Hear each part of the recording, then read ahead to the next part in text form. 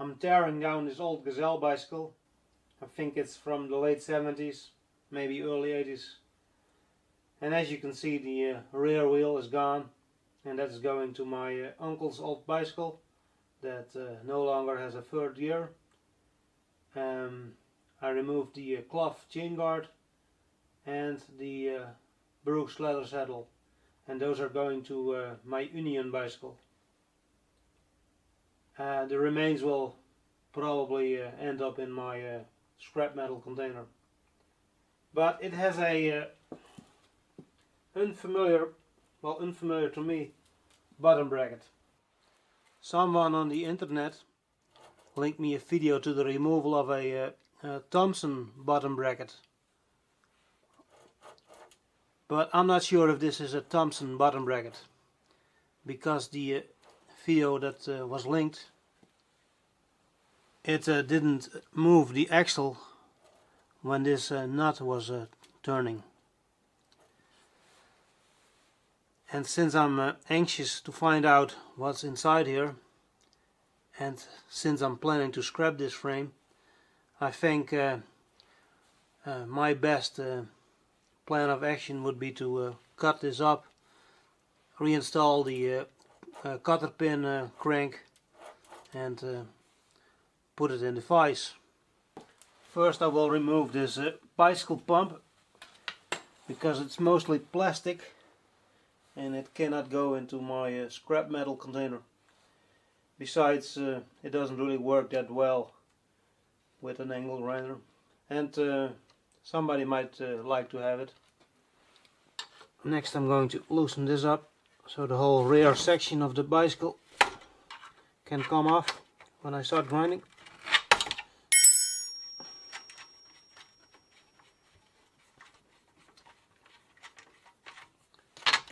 It needs to be made smaller before it fits into my scrap metal container. Alright, I think now I can start grinding. So I need to make 4 cuts. 1, 2, 3, 4. So let me get the angle grinder. Alright, here's the Makita, and I will not direct the sparks to the camera.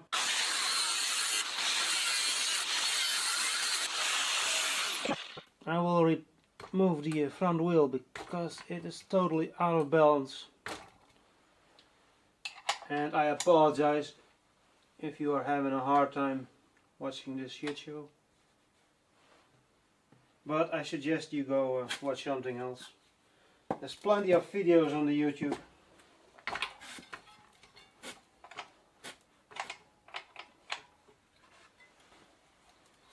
There's probably something out there that's better than this. I'm sure there is.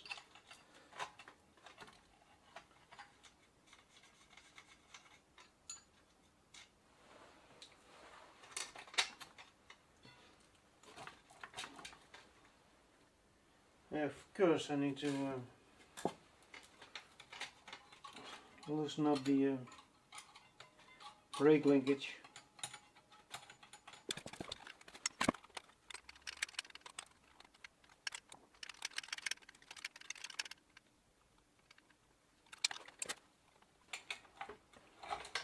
And there's the wheel.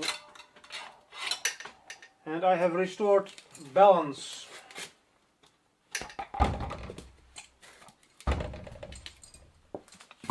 And with the balance restored, the grinding can continue. I'll put it on the side. One more to go. The blade is not long enough. I'll flip the bicycle, or what is left of the bicycle, and I'm going to make some more sound for the last time, and then it's all over. It's done. I'm sure this will be a bit easier to mount in the vise than a complete bicycle.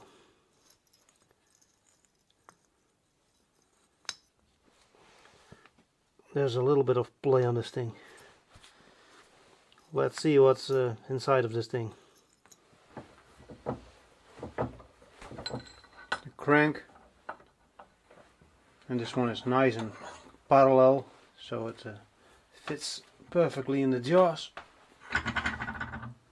And here's the bottom bracket.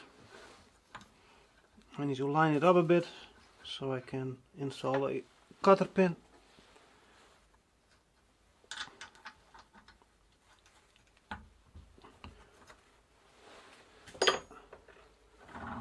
I'll give it a little tap with a hammer.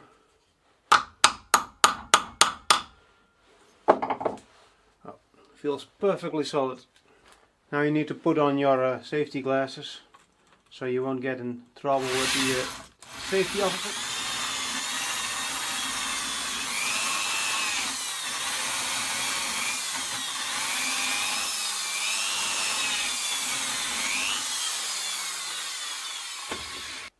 Now this here is the left side, or the non-drive side of the bicycle, so I expect a left-hand tread, although I'm not completely sure if a left-hand tread would be necessary, because this might be a locking ring. Maybe you guys can see it better. Well, I believe it's a left-hand tread, so let's give that a try. And of course this spanner doesn't fit, and the one smaller than this is missing, but this ring spanner does fit. 27 millimeters, and anything is better than using a crescent wrench. Here you go. Haha, that was easy.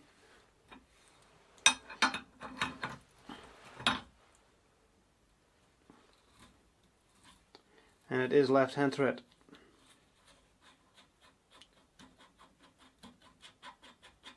And this is a locking nut.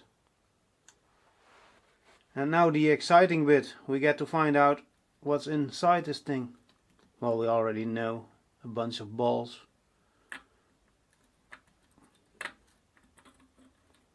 A washer and a dust cover, a chrome dust cover with a couple of notches that line up with this groove, I guess. It's rather dirty in here, and I think this here is the cone, and you probably need some sort of special tool that can grab onto these notches, but it's rather loose. I can turn it by finger.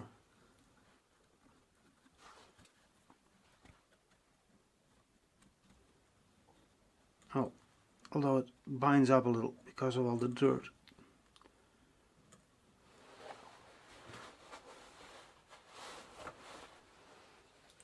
Time to get out the pocket knife.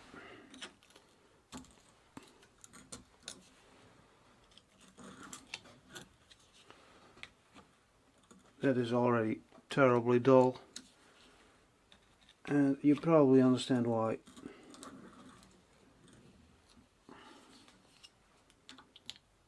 I use it for all kinds of things, except for peeling potatoes.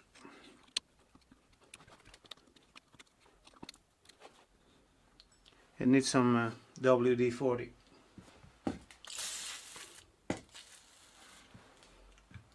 Lubrication.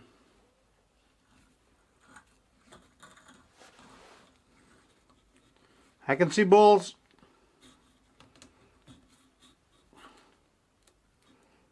Okay. I need another tool. A screwdriver. And that's probably more suitable than a pocket knife.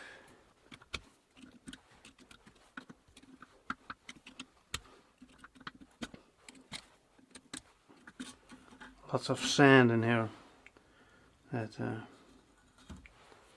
makes the thread bind up. It might also be damaged.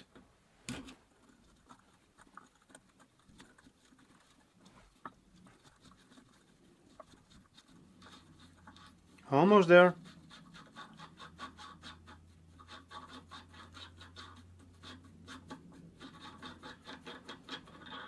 There's the cone, and there are the balls. Small ones.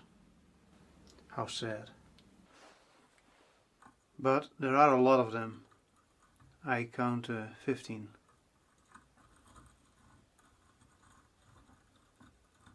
Well, you can count for yourself.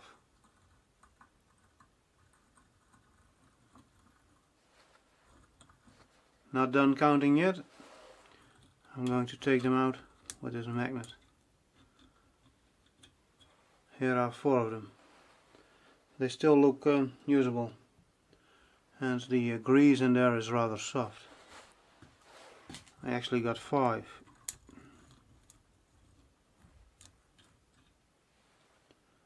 I got 3 this time.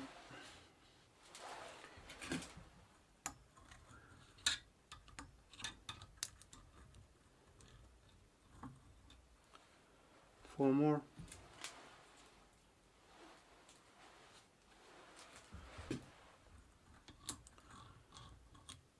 And another 4. No, 3. The last one was just dirty grease. I must say it was a bit disappointing. I was expecting rusty balls, because there was quite a bit of play on the axle. I believe now I can lift it off, and then the balls from the other side will probably drop on the floor, and they will get embedded into my clogs. I got 6, 7, 8, 9, 10, 12 of them, so a couple of them escaped. Well, they can have their freedom. So here are the ones that I managed to catch. They actually look a bit gold colored, not silver. That's kind of odd. And here's a closer look at the axle. I wonder how this cone is installed onto the axle. It might be a press fit.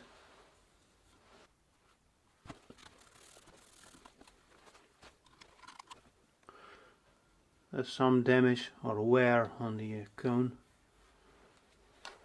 but nothing I would worry about. I'm not cycling the Tour de France here, or tomorrow.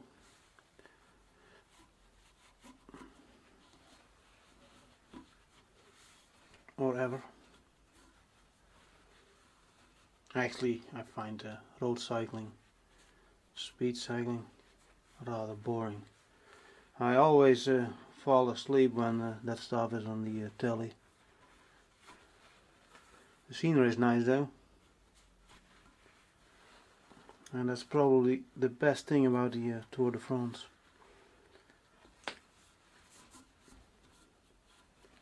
Great naps.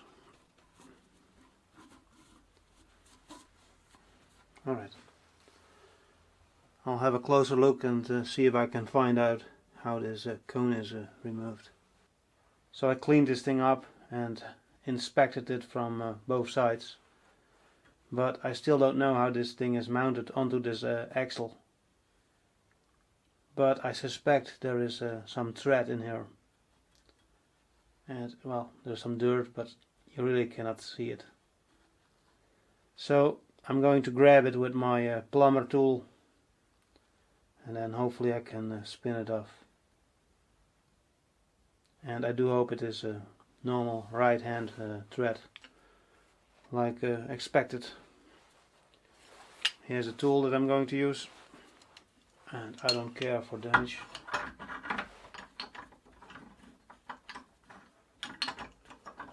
Because this is only to satisfy my own curiosity.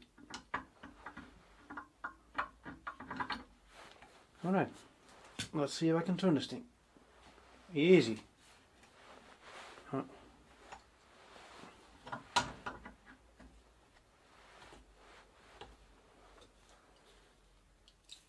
Some lubrication. It doesn't hurt.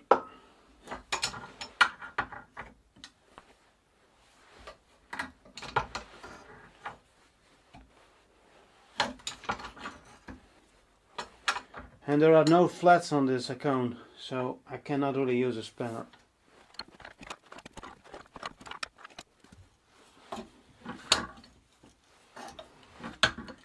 There must be a nicer way to remove this thing, because this is a bit drastic.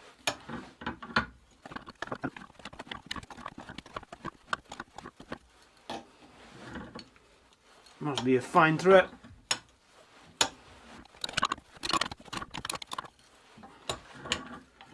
I'll switch tool because this thing is clumsy. I still need to squeeze the pliers rather hard, otherwise they slip.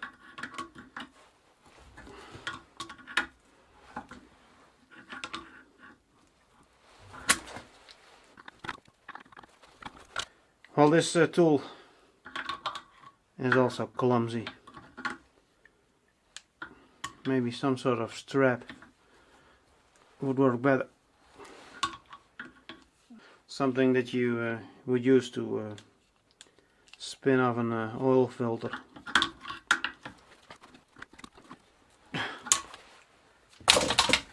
Okay, I think my first choice was the best one. Maybe it's already off the thread, but it isn't sliding on the axle. I guess then I will be here all night.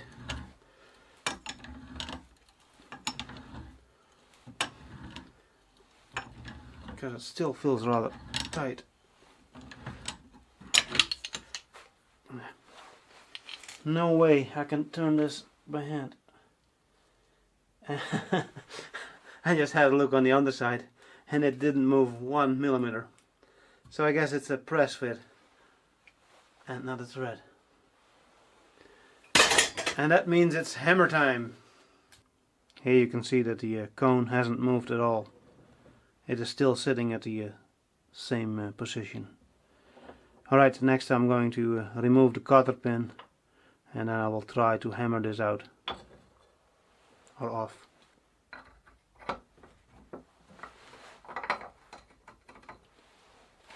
Let's find out what a hammer can do.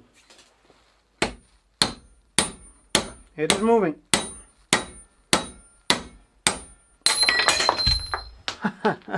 All in the name of science and fun and curiosity. And here's proof that it did come off. So next I want to have a look at these cups. I suspect they are also a press fit. But well, I'll clean off the grease and then we will find out.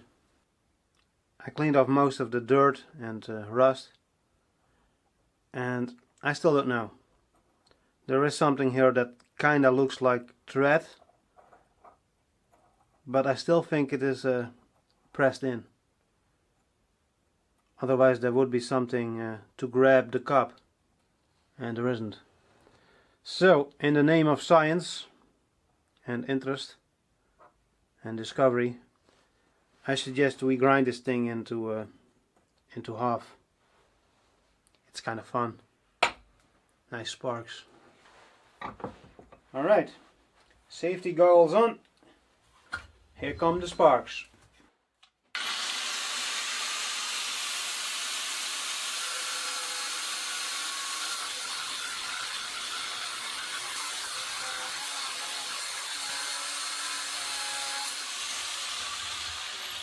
Okay,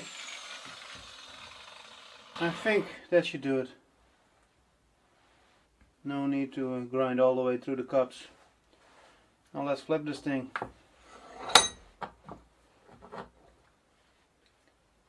A beautiful cut in the name of science. If I want this next cut to be on the other side, I need to grind through this tube here. That'll be a bit awkward.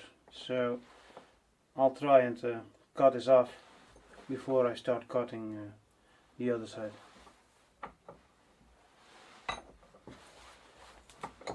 More sparks for you guys. And this time I'm using my earmuffs because this thing is loud Here we go.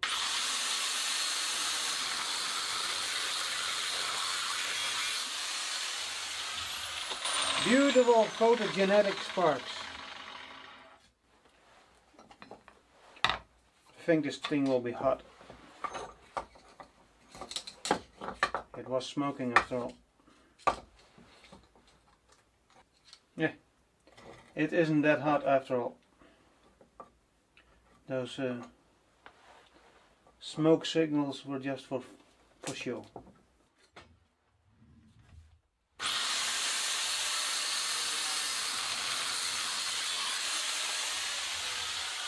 Result.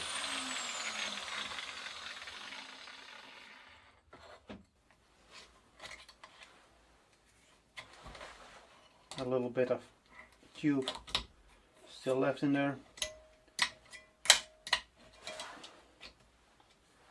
Last bit of grinding, I promise.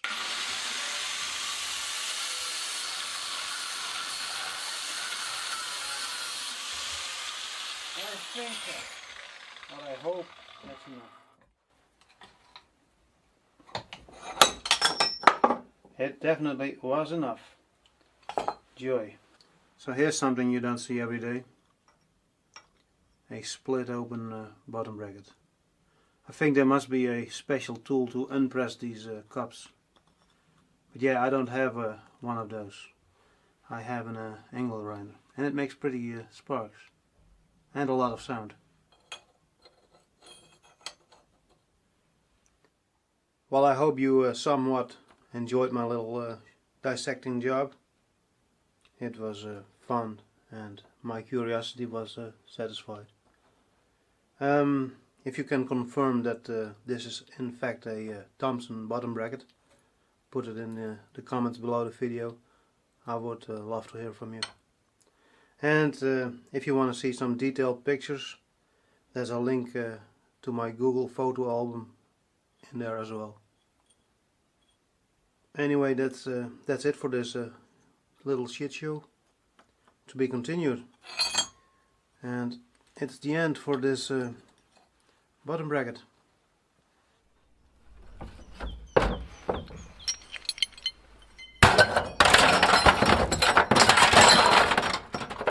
More will follow.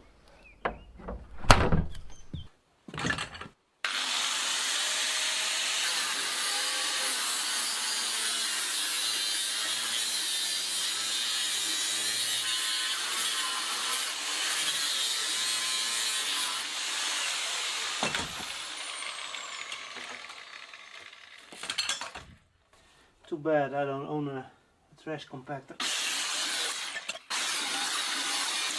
But I'm sure this will fit inside my scrap metal container as well. And I know it's kind of sad, but I guess everything in life must die at some point.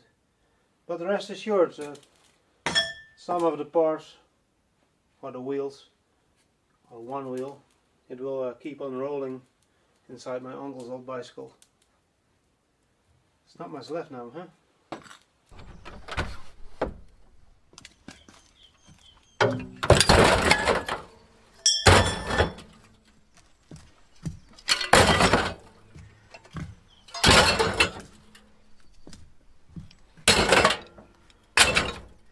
You there, please stop crying.